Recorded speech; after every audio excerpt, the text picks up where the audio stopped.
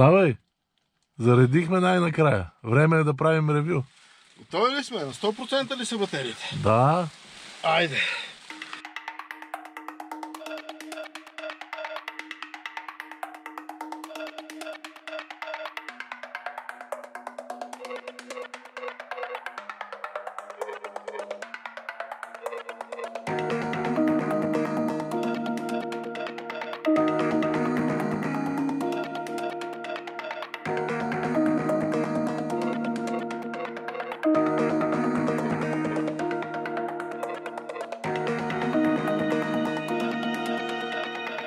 Днес, както виждате, денят е малко по-различен от всеки останал, защото караме едно електрическо превозно средство с ето тези габарити. Представяме ви международният камион на годината за 2025 година Mercedes-Benz e-Actros 600.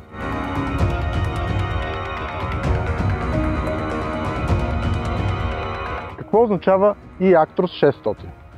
Означава, че това превозно средство зад мен има 3 пакета, всеки от които по 207 кВт или общо 621 кВт батерии.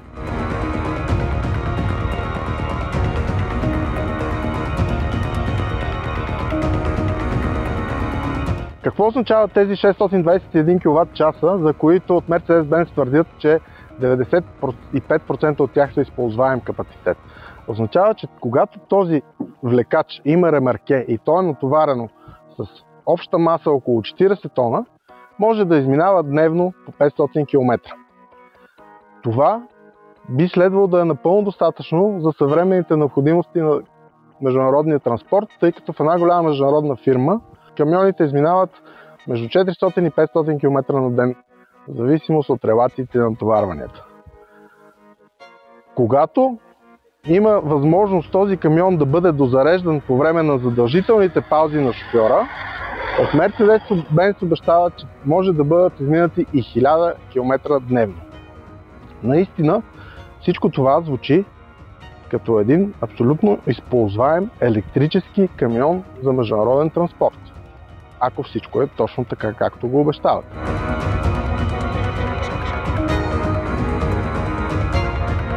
Мощността на електродвигателя в стандартния режим на управление на този камион е 544 конски сили. В пикови моменти обаче, знаете, електрическите двигатели имат такива способности, тя достига до цели 816 конски сили.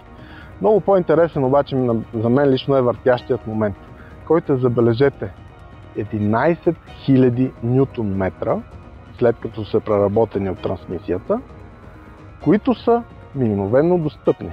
Ако си мислите, че този камион няма как да потегли направо, особено ако не е натоварен, грешите. Електрониката всичко контролира перфектно и камионът е изключително стабилен, изключително добре балансиран и изключително комфортен за шофиране. Особено интересна ми е скоростната кутия. Тя, виждал съм най-висока степен 4-та предавка, тръгва от 2-та сега, като няма ремарке. В момента съм на 3-та с 62 км в час, а най-високата е 4-та. Още като го запалите, няма това характерното разтрисване на кабината. Не е необходимо да повишавате оборотите на двигателя, за да се разгърне, за да потеглите. Потегля много директно, много незабавно. Предполагаме, че това ще е така и с товар, защото ако следите канала ни, вече сте виждали, че сме карали електрическа натоварена композиция на Volvo в Чехия. Ако не сте, може да погледнете, ще ви пусна линк. И наистина потеглянето, дори и натоварен и не натоварен, на електрическия камион е много по-плавно и много по-приятно и доста по-ефективно, бих казал, от това на такъв с дизелов двигател.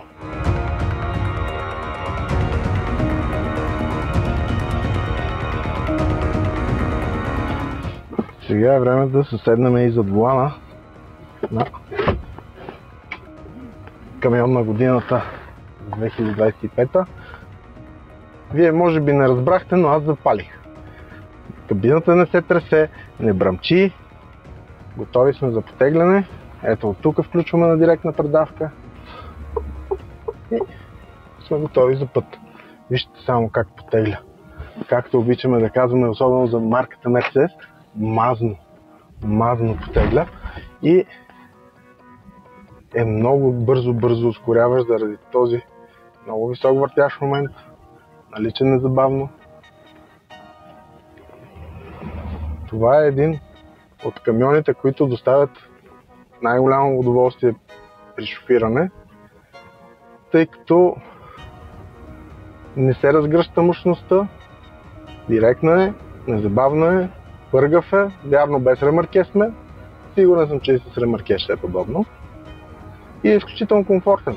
И кабината е много комфортна, и седалката, и позицията. Тези електронни системи и мултимедии са досущ като на леките коли на Mercedes-Benz. Имаме и достатъчно удобно легло за един живот на колела.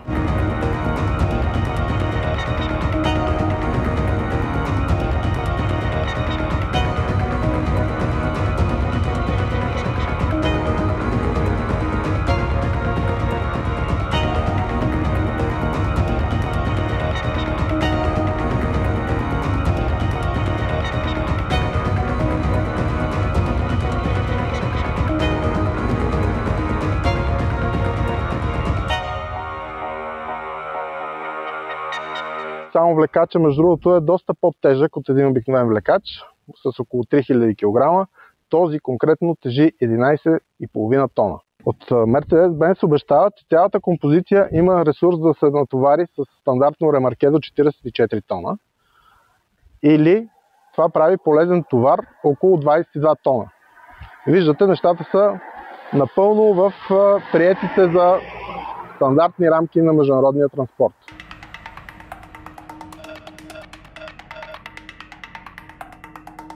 Какво правим ние? Взехме го на 99% заряд на батерията от представителството на Silverstar в София и на бордовия компютър пишеше, че този влекач без товар може да измине 1160 км, без да бъде необходимо с зареждане.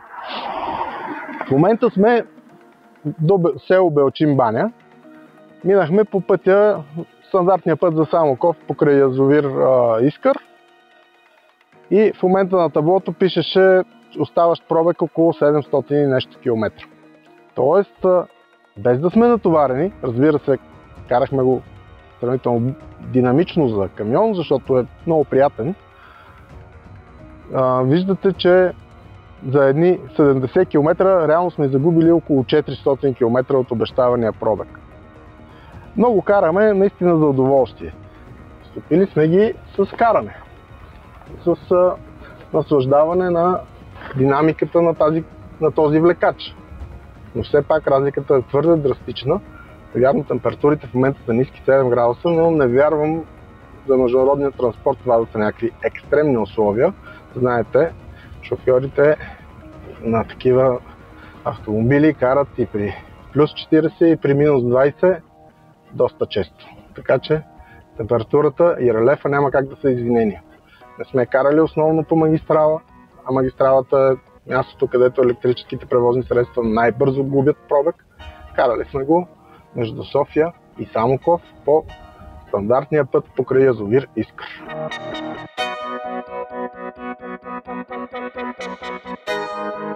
Не се възползваме толкова от неговият предиктивен темпомат, който изчислява според топографията възможно най-икономичните настройки за движение. Не се възползваме и от неговите режими на шофиране, които са 3. Range е най-ефективният за най-дълъг пробег. Той използва до 70% от мощността на електродвигателите и може да развие до 80 км в час максимална скорост. Ние го караме на стандартния, на който си пали Economical, който използва 85% от мощността на електродвигателя и може да развива до 85 км в час, но с настройките на темпомата имате и аванс, ние спокойно развивахме и 90. И третия режим е така нареченият Power, който използва цялата мощност и може да развивате до 90 км в час. Но тогава, разбира се, и рейнджът ви е най-малък.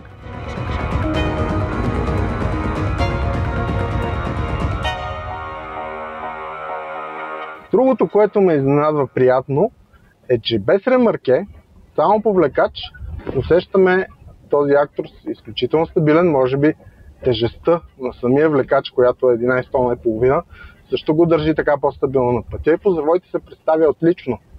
Много приятно съм изненадан. Честно да си призная, да ми се случва всеки ден да карам само влекач по такива пътища и усещането е определено е приятно.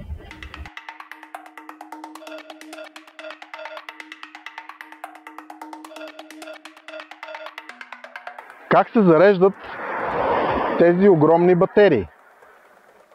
Зареждат се дълго и продължително на стандартна зарядна станция.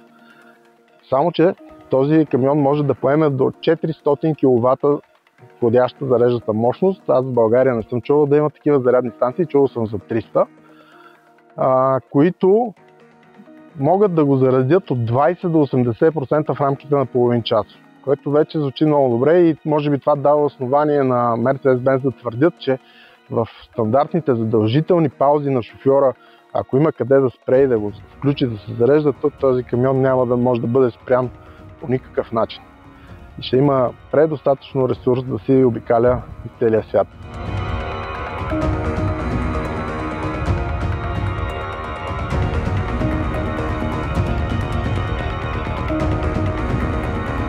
Въпросните батерии, 3 пакета от по 207 кВт всеки, са в някаква нова технология, наречена LFP, които освен, че имат 95% използваем капацитет, ви гарантират живот дълъг около 1 200 000 км, горе-долу колкото е стандартно използваемия ресурс на един стандартен влекач.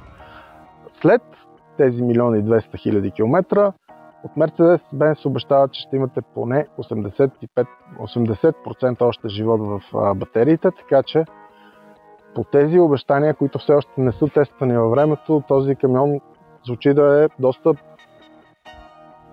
с продължителен живот.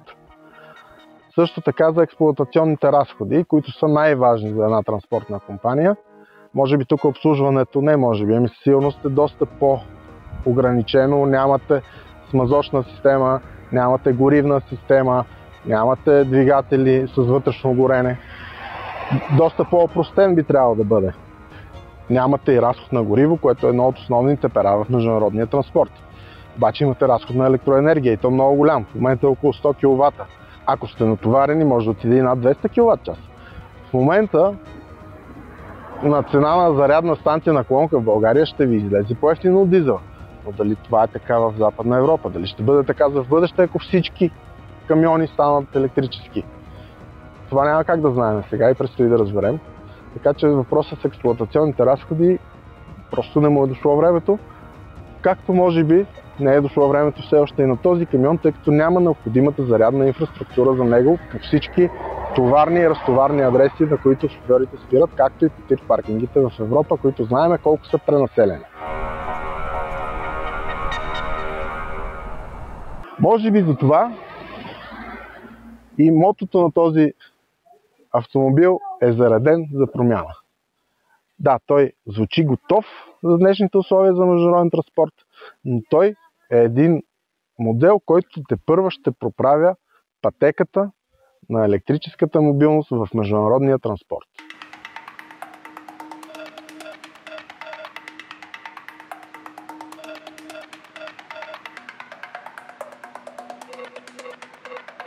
Ето в момента не го мислиме новият Actros през призмата на собственика на международна компания за автомобилен, за международен транспорт, като шофьор. Като шофьор бих казал, че камионът е изключително комфортен. Такова удоволствие зад волана друг камион не ми е доставил, с ръка на сърце мога да го кажа. Може би електрическото Volvo се доближаваше до това или почти също да все пак е електрическо.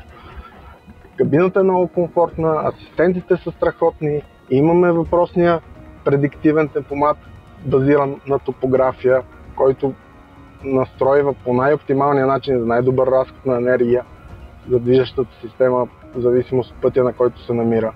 Дори може да намаля автоматично преди завоите, за да ги вземе по най-оптималния начин. И бих казал, че се кара. Сравнението с лека кола ще е тъпо, но се кара много удобно и много комфортно. А пък ускорението му няма друг камион, с който да бъде сравнен. Сега нарочно съм без микрофон, за да чуете колко е тихо в кабината, докато шофираме. Това е асистента за безопасност, тъй като застъпих лентата без мигач. Знаете, на стандартните камиони ето този лост тук служи като моторна спирачка или ретардер. В нашия случай той засилва рекуперацията, зарежда батерията, но върши абсолютно същата работа, забавя движението и много удобен при планинско спускане, каквото имахме преди малко, и при пътища с завой.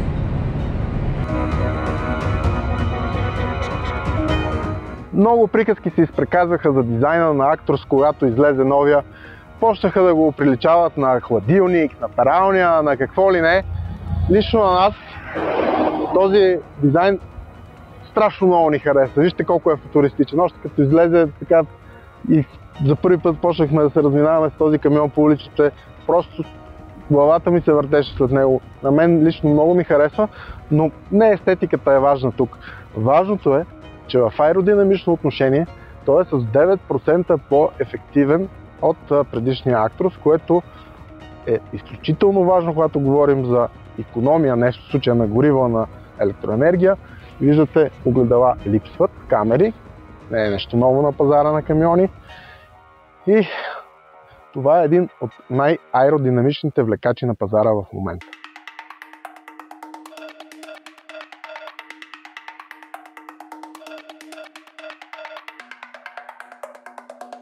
Колко струва ли? Безбожно скъп е.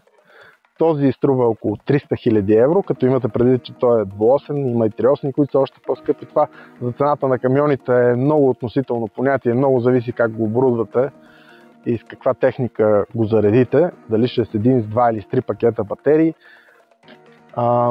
Може би излиза около двойно по-скъп от аналогичен влекач, който е с дизелов двигател. Обаче, това в България звучи абсурдно, но в нормалните държави, европейски, имате субсидии и тази разлика в цената би могла да бъде поета от правителството, ако имате интерес да имате флотилия от такива камиони.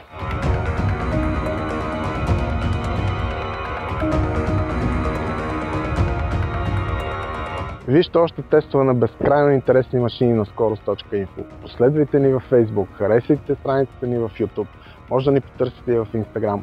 Най-интересното, както виждате и самите, първо предстои.